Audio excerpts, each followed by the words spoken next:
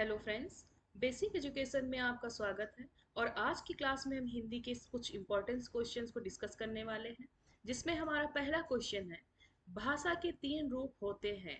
मतलब भाषा के जो तीन रूप हैं वो कौन कौन से हैं। जिसमें हमारा पहला ऑप्शन जो है वो है दृश्य भाषा, दूसरा है लिखित भाषा, तीसरा है सांकेतिक भाषा। दूसरा जो ऑप्शन है उसमें है मौखिक भाषा, लिखित भाषा या मूक भाषा। तीसरा ऑप्शन है मौखिक भाषा, लिखित भाषा, सांकेतिक भाषा। चौथा ऑप्शन है मौखिक भाषा, श्रव्य भाषा या सांकेतिक भाषा। अब अगर हम इसमें बात करें भाषा के तीन रूप, तो भाषा के तीन रूप कौन कौन से होते हैं, जो कि हमारा पहला है जो होता है मौखिक भाषा, दूसरी होती है लिखित भाषा और तीसरी होती है सांकेतिक भाषा। ये चीज आप ध्यान दीजिएगा कि भाषा के तीन रूप होते हैं, कौन कौन से, मौखिक भाषा, लिखित भाषा और सांकेतिक भाषा। जिसमें आपने देखा होगा मौखिक मतलब जब हम वर्बली किसी से बात करते हैं तो हमारी कैसी भाषा हो गई, मतलब मौखिक भाषा। लिखित भाषा जब हम भाषा को लिख के प्रयोग करते हैं तो वहां पर हमारी लिखित भाषा हो जाती है। सांकेतिक भाषा का मतलब जब हम संकेतों के द्वारा अपनी भाषा का उपयोग करके अपने कम्युनिकेशन को जारी रखते हैं तो वहां पर हमारी सांकेतिक भाषा का इस्तेमाल होता है। यानी भाषा के तीन रूप है हमारे, मौखिक भाषा, लिखित भाषा और सांकेतिक भाषा। जिसमें हमारा ऑप्शन कौन सा सही होगा, ऑप्शन हमारा सही होगा थर्ड, इसमें हमारा राइट आंसर। नेक्स्ट क्वेश्चन है, भाषा की सबसे छोटी इकाई क्या है। तो भाषा की अगर सबसे छोटी इकाई की बात करें तो पहला ऑप्शन है हमारा ध्वनि, दूसरा है वाक्य, तीसरा है उपवाक्य और चौथा है अक्षर। अगर बात करें भाषा की सबसे छोटी इकाई की, तो भाषा की जो सबसे छोटी इकाई है वो है हमारी ध्वनि। ध्वनि को हम एक दूसरे नाम से भी जानते हैं जिसको कहते हैं वर्ण। वर्ण या ध्वनि दोनों के एक ही चीज है। तो यहाँ पर भाषा की जो सबसे छोटी इकाई वो है हमारी ध्वनि। लेकिन यहाँ से एक क्वेश्चन और बनता है, छोटी इकाई है तो वो तो हमारी ध्वनि हो जाएगी जिसको वर्ण कहते हैं। लेकिन अगर यहाँ पे ये पूछ लिया जाए कि भाषा की सबसे सार्थक इकाई क्या है, तो वहां पर हमारा ऑप्शन क्या होगा, होगा दूसरा जो कि है वाक्य।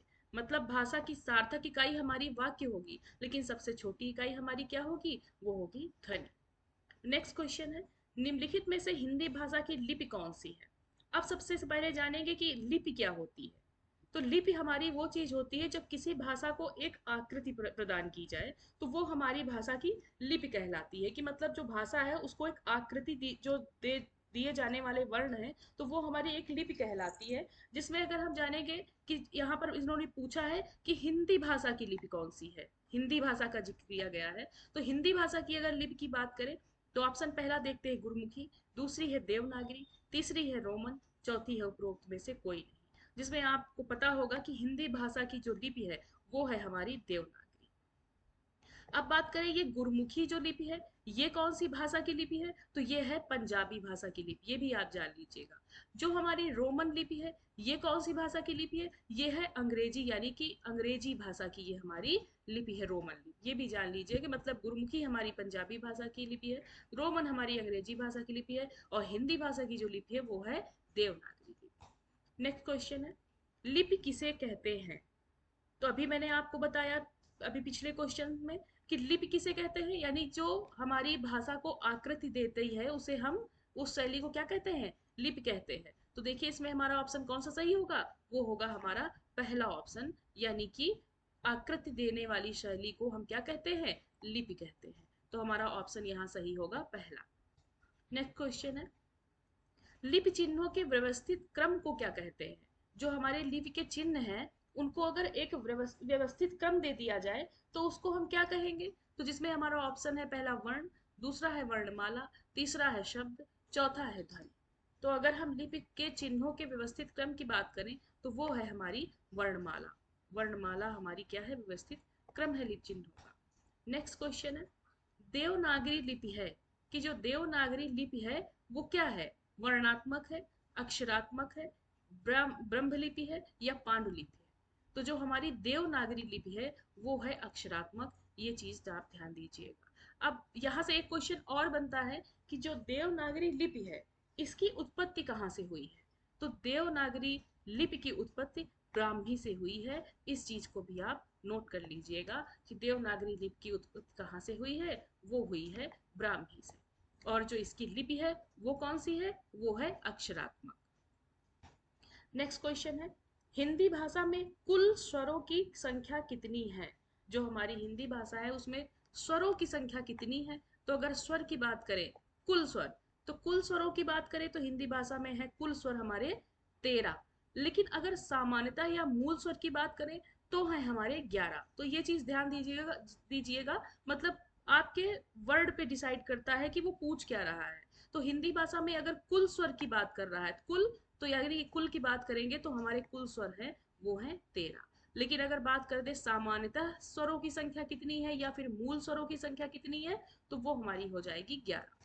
नेक्स्ट क्वेश्चन है, निम्नलिखित वर्णों में से खड़ी पाई वाला व्यंजन कौन सा है। अब आप सोचेंगे ये क्या आ गया कि खड़ी पाई वाला व्यंजन कौन सा है। तो खड़ी पाई वाले व्यंजन हमारे वो होते हैं जिसमें, जैसे आपने लिखा का, तो का में भी क्या होता है, जैसे ये मैंने एक लाइन खींची खड़ी पाई, ये, तो ये खड़ी पाई होती है। तो का में ये ऐसे खड़ी पाई आई, तो यानी कि ये हमारा क्या हो गया, खड़ी पाई वाला व्यंजन हो गया हमारा। तो जिन व्यंजन में या जो भी हमारे व्यंजन टोटल होते हैं उनमें जिनमें ये खड़ी पाई यूज होती है, जैसे कि हमारा गा हो गया, उसमें भी ये खड़ी पाई यूज हो रहा है, देखिए ये खड़ी पाई। तो ये हमारे व्यंजन कैसे हो गए, ये हो गए खड़ी पाई वाले। लेकिन अब अगर हम यहाँ पे कोई दूसरा अक्षर ले ले, जैसे हम लेते हैं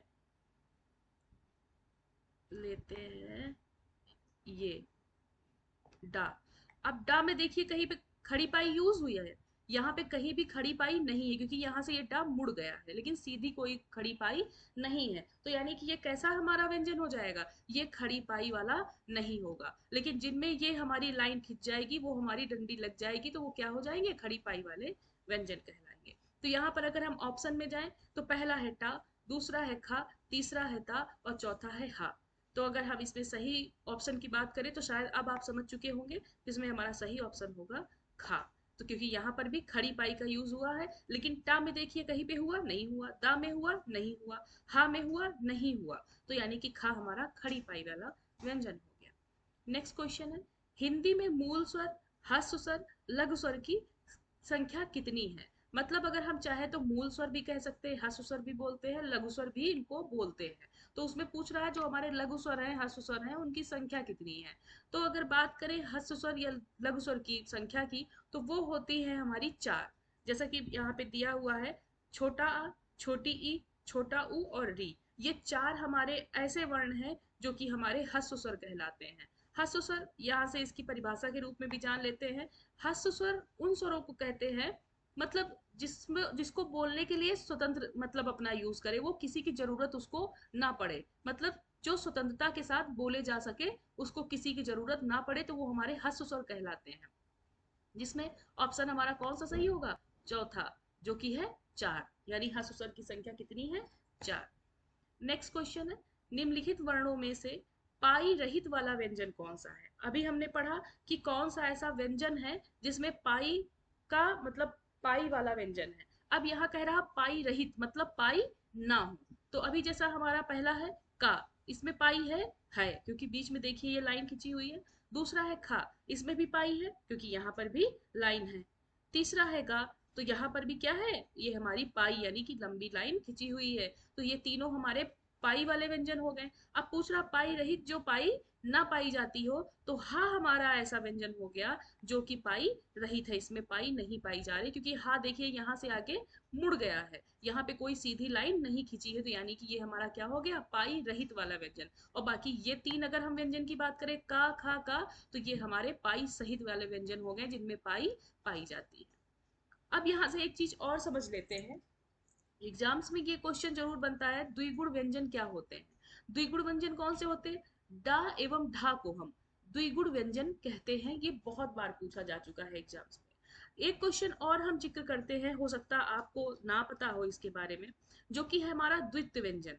ये क्या होते हैं, मतलब जब दो व्यंजनों की जो हमारी उसकी बात करें कि मतलब जब 2 बार एक कोई भी ऐसा व्यंजन है जो 2 बार उच्चारित किया जाए, तो वहां पर हमारा द्वित्व व्यंजन होता है। जैसे कच्चा, देखिए चा का 2 बार यूज हुआ चा व्यंजन का, तो यानी कि ये हमारा द्वित्व व्यंजन। यहाँ नाम से ही समझ पा रहे होंगे, जैसे लिखा हुआ है द्वित्व मतलब 2 बार व्यंजन। और दूसरा है जैसे सत्ता, तो यहाँ पर ता का 2 बार प्रयोग हुआ है, मतलब कि यहाँ पर सत्ता हमारा क्या हो गया, द्वित्व व्यंजन। तो जब भी पूछ लिया जाए आपसे कि द्वित्व व्यंजन कौन से होते हैं, तो अब आप समझ जाएंगे कि जिनमें हमारे व्यंजन की 2 बार उसमें रिपीटेशन हो, तो यानी कि वहां पर हमारा क्या हो जाएगा, द्वित्व व्यंजन हो जाएगा। नेक्स्ट क्वेश्चन है, हिंदी भाषा में सामान्यतः स्वरों की संख्या कितनी होती है। अभी हमने पिछले क्वेश्चंस में बात किया जिसमें पूछा गया था कुल स्वरों की संख्या कितनी है, तो हमने बात की थी 13 होते हैं। लेकिन अभी हमने आपको वहीं पे बताया था कि सामान्यतः अगर पूछ लिया जाए या मूलतः पूछ लिया जाए तो वहां पर हमारे स्वरों की संख्या कितनी होती है, वहां पर स्वरों की संख्या 11 होती है। अच्छा 13 होती कैसे है, क्योंकि छोटा आ बड़ा आ, छोटी ई बड़ी ई, ऊ री ए ऐ ओ औ, ये हमारे 11 स्वर हो जाते हैं। लेकिन अगर इसमें अंग और आहा मिला दिया जाता है तो टोटल हो जाते हैं 13 स्वर।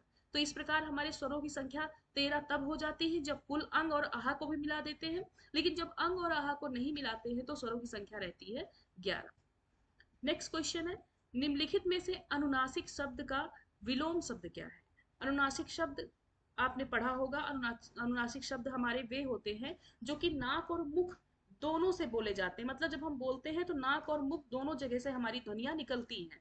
जैसे हमने कहा आंख, तो वहां पे आप चंद्र बिंदु देखते होंगे, आंख के ऊपर होती है, तो वो हमारी ध्वनि जब बोलते हैं आंख, तो हमारे मुंह से भी शब्द वो ध्वनि निकल रही है और नाक से भी निकल रही है। अब पूछ रहा है यहाँ इसका विलोम शब्द क्या होता है, तो विलोम शब्द क्या होगा, हतोत्साहित, अवृतमुखी या निरनुनासिक। तो इसका सही हमारा जो उत्तर होगा, जो विलोम होगा, वो होगा निरनुनासिक। मतलब अनुनासिक का क्या हो जाएगा विलोम शब्द, निरनुनासिक। नेक्स्ट क्वेश्चन है, निम्नलिखित में से कौन सा कथन निरनुनासिक शब्द की व्याख्या करता है। अभी हमने पिछले क्वेश्चन में पढ़ा कि अनुनासिक शब्द का विलोम शब्द जो कि था निरनुनासिक। अब यहाँ पूछ रहा है कि निरनुनासिक शब्द की व्याख्या कौन करता है। तो आइए देखते हैं। अभी यहाँ पे पहले हम आपको बता दें, जैसे अनुनासिक में हमने बताया कि अनुनासिक हमारे शब्द वे होते हैं जिसमें मुख और नाक दोनों जगह से ध्वनियां निकलती हैं जब हम कुछ भी बोलते हैं। लेकिन निरनुनासिक वे शब्द होते हैं जिसमें सिर्फ और सिर्फ मुख से ध्वनि निकलती है लेकिन नाक से नहीं निकलती है। चीज ध्यान दीजिएगा, मतलब अनुनासिक में मुख और नाक दोनों जगह से ध्वनि निकलती है, लेकिन निरनुनासिक में सिर्फ और सिर्फ मुख से ध्वनि निकलती है। ये चीज ध्यान दीजिएगा। तो जिसमें हम ऑप्शन देख लेते हैं, पहला है ध्वनि केवल नाक से निकलती है, दूसरा है ध्वनि केवल मुख से निकलती है, तीसरा है ध्वनि केवल कंठ से निकलती है और चौथा है ध्वनि केवल तालु से निकलती है। तो मैंने अभी आपको बताया जिसमें हमारा ऑप्शन कौन सा सही होगा, दूसरा, जो कि है जिसकी ध्वनि केवल मुख से निकलती है। तो ये हमारा सही आंसर हो जाएगा। नेक्स्ट क्वेश्चन है, वर्ण किसे कहते हैं। तो वर्ण किसे कहते हैं, ऑप्शन है हमारा पहला, शब्दों को, ध्वनि को, शब्द समूह को, अखंडित शब्द को। तो अगर बात करें वर्ण को, तो अभी मैंने आपको बताया कि ध्वनि को हम वर्ण के नाम से भी जानते हैं, चाहे हम इसको ध्वनि कहें या वर्ण कहें। तो वर्ण किसे कहते हैं, ध्वनि को कहते हैं। नेक्स्ट क्वेश्चन है, निम्नलिखित में से नवीन विकसित ध्वनियां कौन सी हैं। नवीन विकसित ध्वनियां कौन सी हैं, जिसमें है पहला ऑप्शन हमारा छोटा ऊ और बड़ा ऊ, दूसरा है श और सा, तीसरा है ए और ओ, चौथा है ख और ज। अब यहाँ बात करते हैं नवीन विकसित ध्वनियों की। तो आइए जान लेते हैं ये हैं क्या। तो अभी कुछ नई ध्वनियां विकसित हुई हैं हिंदी भाषा में, जिनको हम नवीन विकसित ध्वनियों के नाम से जानते हैं। जिसमें क्या होता है, जो भी हमारे व्यंजन होते हैं उनके नीचे ऐसा एक पॉइंट रख दिया जाता है। जैसे कि अभी आपको मैं बताती हूँ, जैसे अभी इधर आते हैं जो लिखा है सजा, ये सजा लिखा हुआ है। तो सजा का मतलब अगर हम सिर्फ और सजा की बात करें तो यहाँ पर हो जाएगा इसका अर्थ सजाना, सजा। लेकिन अगर इसके नीचे ये आप नुक्ता देख रहे होंगे, नुक्ता आप जानते होंगे शब्द को, जब किसी वर्ण के नीचे पॉइंट सा लग जाता है तो उसको हम नुक्ता पढ़ते हैं। अब देखिए यहाँ सजा था तो उसका अर्थ हो गया सजाना, यहाँ हो गया सजा, ये इसको हम पढ़ते हैं सजा, ये हो गया सजा। तो अब इस सजा का अर्थ हो जाएगा दंड, मतलब किसी को दंडित करना या दंड देना। तो मतलब सजा अगर नुक्ता का प्रयोग नहीं हुआ है तो सजाना अर्थ हो गया, और सजा अगर जा यूज हो गया यानी नुक्ता लग गया तो हो जाएगा दंड। तो ये हमारी नवीन ध्वनियां हैं जिनमें नीचे ये नुक्ता का प्रयोग हुआ है, वो हमारी नवीन विकसित ध्वनियां हैं। तो अब आप समझ गए होंगे नवीन विकसित ध्वनियां कौन सी हैं जिनमें नीचे नुक्ता लग जाता है, जिससे कि उनका अर्थ बदल जाता है शब्दों का। जिसमें हमारा पहला ऑप्शन आप देख चुके होंगे नहीं है, दूसरा भी नहीं है, तीसरा भी नहीं, जो कि होगा हमारा कौन सा, चौथा। क्योंकि इसमें खा और जा ये दोनों हमारे दिए हुए हैं जिनमें नीचे नुक्ता लगा हुआ है। तो ये हमारी हो गई नवीन विकसित ध्वनियां। तो अभी जब भी आपसे एग्जाम्स में ऐसे क्वेश्चंस बन जाएंगे तो मेरा मानना है कि शायद आप सही कर लेंगे। तो ये थे आज के हमारे कुछ हिंदी के इंपॉर्टेंट क्वेश्चंस। मिलते हैं नेक्स्ट वीडियो में। अगर आज की क्लास आपको अच्छी लगी हो तो प्लीज़ इसको लाइक करें, सब्सक्राइब करें और अपने दोस्तों को शेयर करें। Thank you so much.